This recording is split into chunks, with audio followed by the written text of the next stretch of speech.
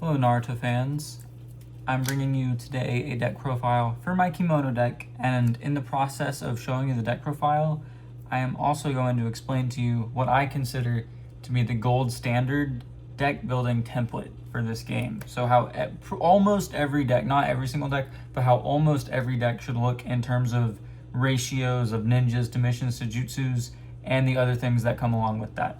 So before I start off, the first thing I want to tell you when you're looking to build a deck is pick your game plan, of course, and in picking your game plan, figure out what elements you're in.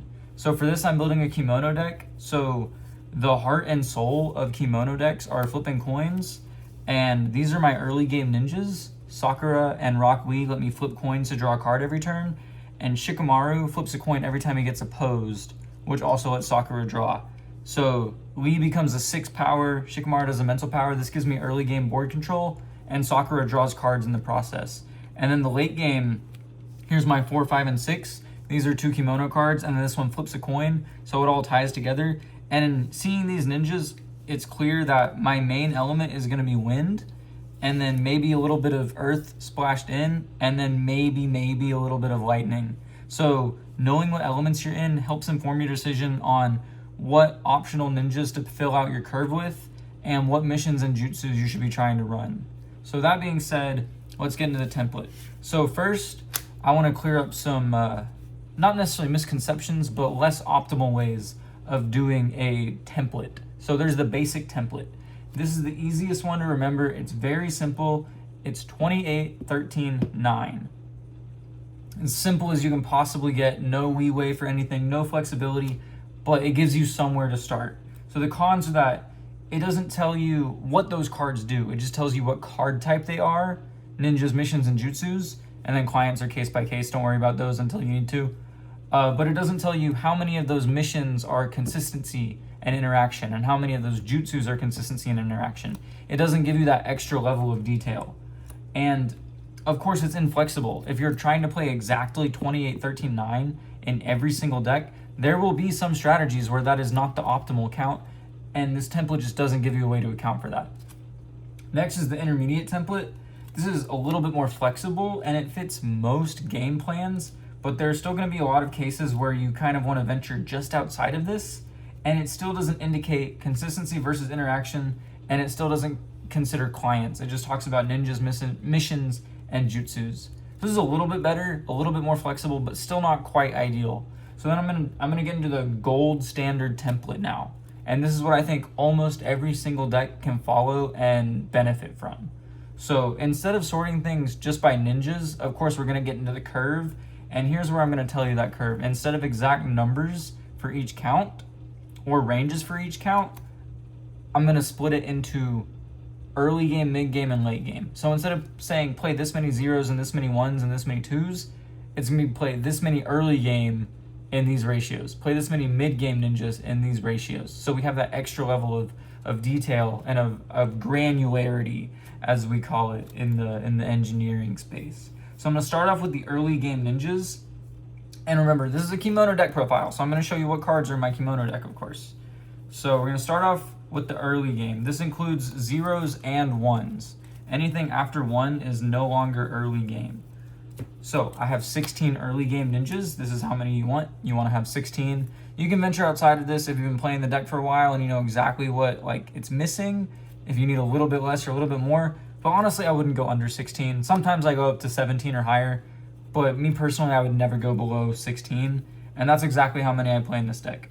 So we start off with the Sakuras. She is my draw engine, so I need 3. She helps me find everything else in the deck. And then to go along with her, I have 3 Rock Lees.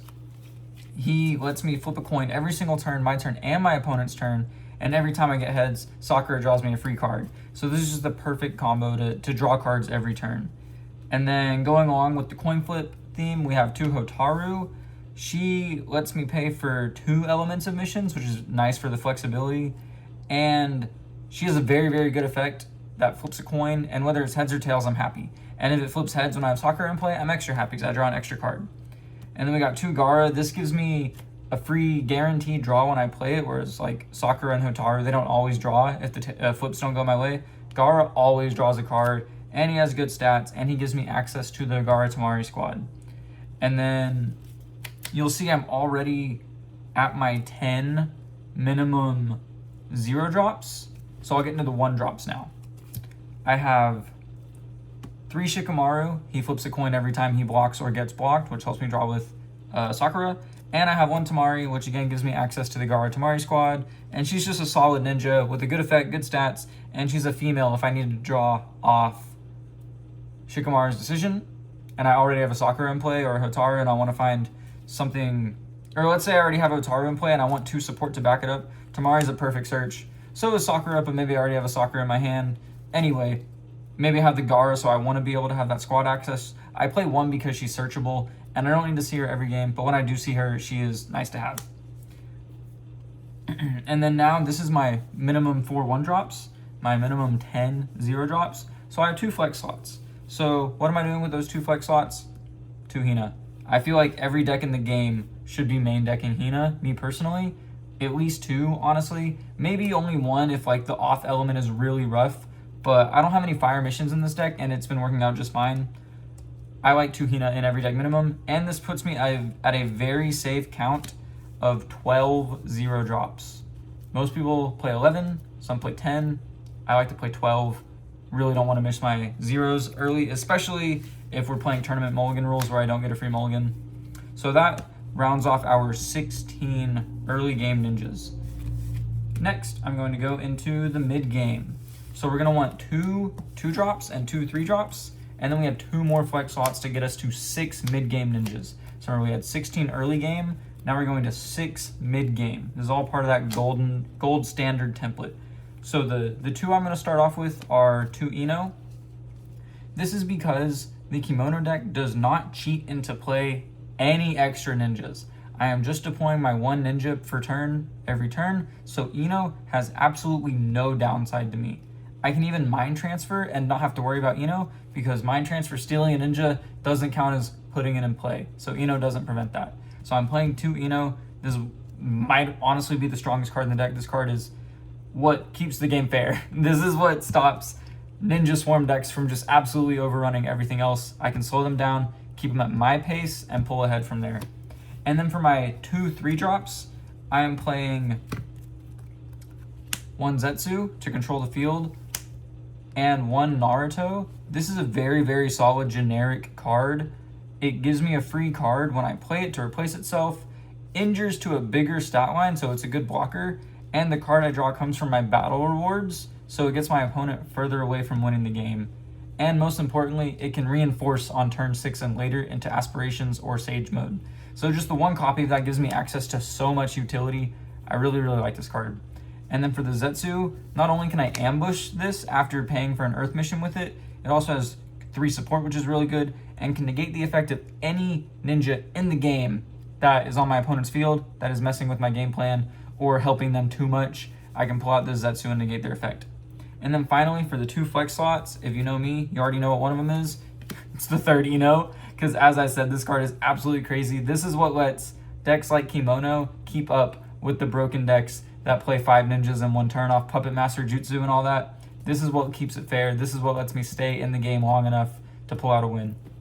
And then my last flex slot is going to be Konohamaru Ninja Squad. I recommend, if you have your 2 flex slots, you have your 2 2s and your 2 3s, and you have the 2 flex slots, my recommendation is don't put 2 more 3s. You could put 1 2 and 1 3, or you could put 2 2s, but I would not put 2 more 3s, because this gives you a risk of not having a 2 drop or less on turn 2. It's those percentage points that really end up mattering. So I recommend staying on the safe side. In order to do that, I'm playing 4 2 drops and 2 3 drops. And these are my 6 mid-game ninjas. KNS honestly needs no explanation. Good support, good effect, good mental power. Female for Shikamaru's Decision card does everything. Of course I'm playing it. And finally, let's get into the late game ninjas. So you're going to want to run at least 5 late game ninjas, and then later we'll get into how you can play a 6th one. But start off with 5, and I recommend playing 2 4s and then 2 5s to 6s, And then you have one flex slot where you can play a third 4 or a third 5 and higher. But at least 2 4s is the important part, just to make sure you don't miss a ninja on your 4-drop turn and fall behind that way. So my 2 4-drops are 1 Karanbana, because again she flips a coin, which helps my Sakura draw cards. And her effect is when my opponent plays a jutsu with an opposing ninja, I can flip a coin. If tails, I negate the jutsu and put it back in their hand. So it's kind of a win-win with Sakura. Either I negate the jutsu, or the jutsu goes through but I draw a card. And what's nice about this is you flip when it resolves, not when it activates. So if you chain this to your opponent's first jutsu, they don't know if it's going to successfully negate or not, meaning you're baiting them into playing a second one anyway, and then you can respond to that second one with a jutsu of your own, like a Hydro Pump or a Mind Transfer jutsu to deal with it for sure, even if this might end up flipping tails. So it's good to use this first because it baits out a second response. And then my other 4-drop is going to be Chiriku. Again, he helps protect me from jutsus just like her. If my ninjas on the field combined have 8 mental power or more, and most of the cards in this deck do have mental power, his entire team is unaffected by my opponent's jutsus. It's a very solid protection effect. And then for the 5s, I'm playing 2 Kurenais.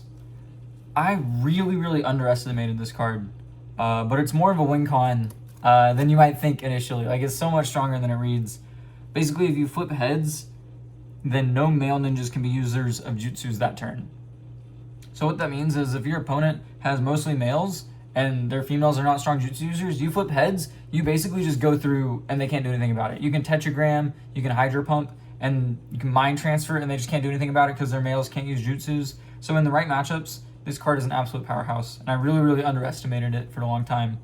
And then with my 1 flex slot, I'm playing 1 Tsunade Kimono, the boss monster of the deck, the big mama herself. 8 power, she swings so big just by herself, and you can get up to 14 if you have 2-3 supports, or 15 because Kurenai has 4 support, and you have another 3 behind her. And then every turn this lets you flip a coin to draw a card with Sakura, and every turn for free you get a wind jutsu out of your discard pile. So you can reuse Ferocious Punch, reuse Hydro Pump, reuse Reanimation Ninjutsu. This card is just so powerful. I really like it as the boss monster of the deck. And those are my 5 late game ninjas, and that is going to round out the ninjas. So next I'm going to get into everything that is not a ninja. So instead of sorting by missions, jutsus, and clients, we sort by 3 different categories: consistency, interaction, and utility. Now, every deck needs at least 10 consistency cards. So the reason I'm calling them consistency and not missions is because not every mission is a consistency card. Comparative strengths, not consistency. Idle comrades, not consistency. So those don't count for these 10 cards that I'm referring to. So the 10 I use for my Kimono deck is 2 Shikamaru's Decision. Remember, it's a wind, earth, and a little bit of lightning deck. So this wind, earth is very flexible to pay for. And I'm playing 3 Shikamarus, so there's a very good chance this can search for any ninja in my entire deck, including Karanbana, Kurenai, Tsunade, and then I get to draw a card if those are female. It's one of the best missions in the game. Training the Moonlight. Rip a random card from your opponent's hand and draw 2 cards. So much value. This card's limited for a good reason. I'm playing 1 Monster Research, because remember, I have those 3 Rock Lee and those 2 Hotarus. So that's 5 cards in my deck that can pay for water or lightning, and I have the KNS and the Naruto, so actually 7. So it ends up being very reliable. I'm only playing 1 copy of it though, because if I played more, I might not be able to pay for 2 of them if I draw 2 of them. So I'm playing just the 1, because I'm at least going to be able to pay for it once with Rock Lee or Hotaru usually. And then I'm playing 3 Dreams of the Past. This is the main mission of the deck that you really want to see every game, because it lets you give a second and third chance for your coin flips. So Sakura is that much more likely to draw a card, and Shikamaru is that much more likely to do a mental power battle. Very important to the Kimono strategy. And that brings us to 7. So my last 3 consistency cards are 3 Information Gathering. And again, this goes with the Kimono strategy. It works really well with Sakura because she draws a card for each heads, and this flips 3 coins and also draws a card for each heads. That means if I flip 3 heads, I'm drawing 6 cards off of 1 mission. Insane value. You are going to have to charge some because you'll definitely go above hand size, but that's just that much more chakra for you to use for your jutsus. So that rounds out my 10 consistency cards, and they are all missions. The ones that are usually not missions that are consistency cards are going to be clients like Futaba that draw you cards, or jutsus like Tsuchiguma Big Bane. Again, that draws you cards. And then, of course, summoning jutsus. Lots of decks play summoning jutsus, and I count those as consistency. Then for my 10 minimum interaction, of course, I'm going to play 2 comparative strengths. This should also be at least 2 in every single deck in the game, in my opinion, because it has no hand cost. So any deck can play, no matter what elements you're in, just like Hina can be discarded no matter what elements you're in. And not only does it stop your opponent's ninja effects, it doesn't even technically negate them. So effects that can't be negated can still be stopped by comp. Staple, I think every deck should have at least 2. Then I play 3 Ferocious Punch, probably the best jutsu negate in the game, and most of my ninjas are female, so I'm pretty much always going to have a user for this. It's a very solid jutsu negate that also damages the user of the jutsu. Then I'm playing 2 Mind Transfer Jutsu because I have 3 Ino, which gets the Expert, and 3 Shikamaru, which has 4 mental power, meaning it can, and the KNS also has 4 mental power, meaning they can steal pretty much almost any ninja in the whole game. Then I'm playing 1 each of these 3 limited jutsus: Hydro Pump, Fear by Genjutsu, and Reverse Tetragram. All 3 of these are game-winning cards. I can reuse all 3 of them with Tsunade because they're all wind. And yeah, they just win the game. You know, you Tetragram their board. This goes especially well with the Gaara Tamari squad I mentioned earlier. You lower all their entrance cost by 2, and then you get to remove their ninjas up to 5 total entrance cost, but it's subtracted by 2 for each ninja, so you get way more value out of it than you actually should. Hydro Pump bounces anything, even if they're not blocking, and then Fear by Genjutsu just guarantees you BRs and can also win a Jutsu chain. Limited for a reason, so we're playing all 3 of them. And then you'll see we have 2 flex slots. So this is where usually utility will go if you play utility. A lot of decks don't even play a utility card. Most of the important stuff falls into missions and, consistency interaction. And in my case, I also have no utility in this deck. My 2 flex slots went 1 to consistency and 1 to interaction. So I ended up playing 11 and 11. So my 1 extra consistency is the Reanimation Ninjutsu. This draws a card and gets used resources out of my discard pile so I can use them again. Or if you had to pay a good card for a hand cost early on, you can pay it for the chakra cost and then get it back to your hand to use it. And then my 1 extra interaction card is an Idle Comrades. This could also be a 3rd comp. I wouldn't blame you for playing a 3rd comp.